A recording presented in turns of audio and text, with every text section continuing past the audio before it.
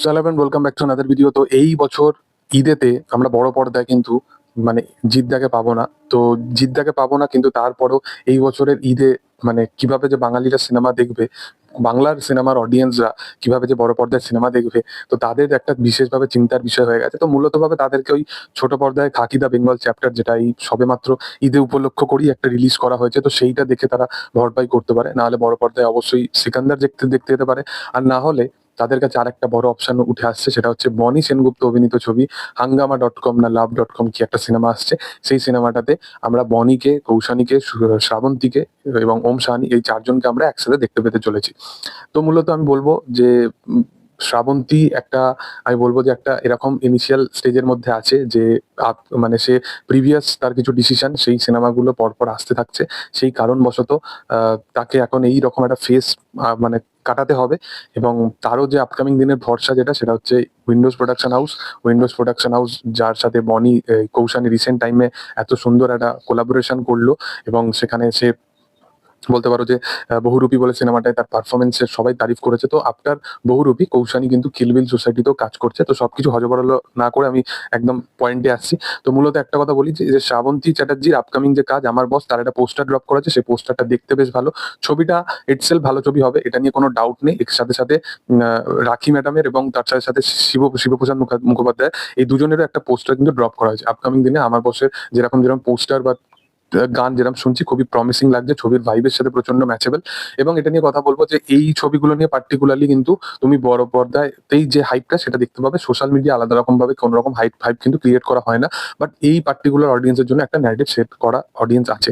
আর যদি বনি সেনগুপ্ত নিয়ে কথা বলি, তো কৌশানী মুখার্জিরও এবার মানে ভালো কাজের ওপর মানে ফোকাস করা উচিত। শুধুমাত্র এই নয় যে বনি আছে বলেই সেই সিনেমার সাথে অ্যাসোসিয়েট হওয়া উচিত, কারণ এই হাঙ্গামা.com বলে এই সিনেমাটার প্রতি আমার একদমই ভরসা নেই।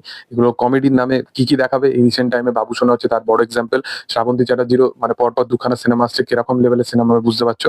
বাট তার আপকামিং যে দিনগুলো আসছে সেগুলো কিন্তু খুব ভালো ভালো সিনেমা ডেলিভার করতে চলেছে, যেমন আমার বস, তারপর দেবী চৌধুরানী, তারপরে দুর্গাপুজোর সময় দুর্গানগর, এই সিনেমাগুলো আসতে চলেছে।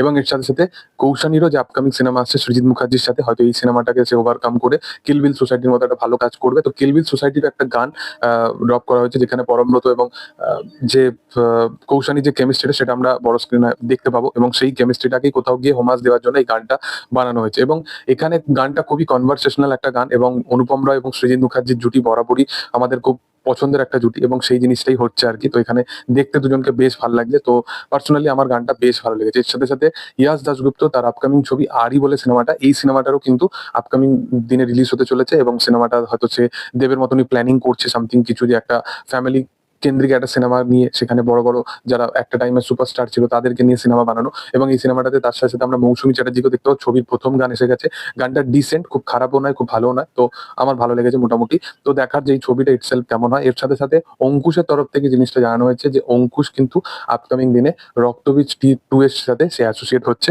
যেটা মানে মোটামুটি ঠিকঠাক হয়ে গেছিল, সেই জিনিসটাই হতে চলেছে আর কি। কারণ রক্তবীজ 2 এই সিনেমাটা দুর্গাপুজোর সময় আসতে চলেছে, সিনেমার শুটিং শুরু হয়ে গেছে, এবং অঙ্কুশের একটা কিন্তু ইম্পর্টেন্ট পোর্শন থাকতে চলেছে। কারণ এই ছবির যখন ক্লাইম্যাক্সটা হয়েছিল, সেই ক্লাইম্যাক্সের সময় তোমরা দেখেছো যে অঙ্কুশই মেন ভিলেন হিসাবে আমরা এখানে দেখতে পেয়েছিলাম তাকে, এবং সারপ্রাইজ ফ্যাক্টর হিসাবে হয়তো সোহমকেও এখানে আমরা দেখতে পেতে পারি। তো দেখার যে আপকামিং দিনে কি হয়। তবে তোমাদের কি বক্তব্য এই বিষয়বস্তুগুলো নিয়ে অবশ্যই কমেন্ট সেকশনে জানাতে পারো, এবং জিদ্দাকে ছাড়া তোমরা বড় পর্দায় কি কি সিনেমা দেখতে চাইছো আপকামিং দিনগুলোতে, শুধু ঈদ বলেই নয়। তো সেটাও তোমরা জানাতে পারো। আর ভিডিও যদি ভালো লেগে থাকে অবশ্যই লাইক শেয়ার সাবস্ক্রাইব করে দিও। Thank you all.